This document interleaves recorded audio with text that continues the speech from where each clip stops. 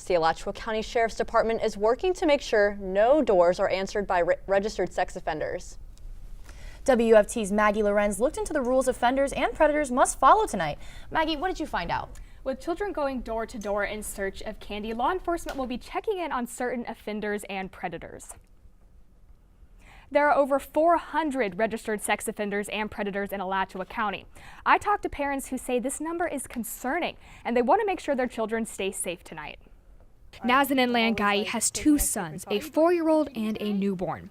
For Halloween, she and her husband will be with them tonight every step of the way, but she worries about kids old enough to trick or treat on their own, that Halloween could create an opportunity for sex offenders. There's candy, so it's like the perfect opportunity to get kids to, do things that they're not supposed to, or, kind of go with strangers. Trick-or-treaters aren't the only ones knocking on doors tonight. ASO is ramping up patrol to make sure sexual offenders in the county are following the rules they're supposed to be following on Halloween. We have software that we've developed internally which maps the location of all of our registered sexual offenders and sexual predators throughout the county. Sexual predators or offenders currently on probation or being monitored are not supposed to give out candy, dress up in costumes, or decorate their homes. If you are a sex offender that's been convicted and you've done your time and there's no requirement laid out by the state other than you registering your address every 6 months or 3 months, depending on what your status is, then those restrictions don't apply to you during Halloween.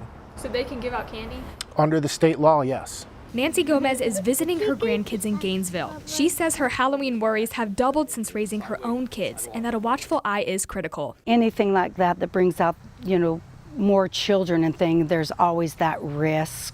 ASO will be conducting neighborhood sweeps, especially in areas that have a lot of trick-or-treaters. It's not a scare tactic. It's not taking the fun out of Halloween. We just, as a community, we have to be a little bit more cognizant than we were just a decade ago. Parents taking their children into areas they're not familiar with can pull up the Alachua County Sheriff's app on their smartphone.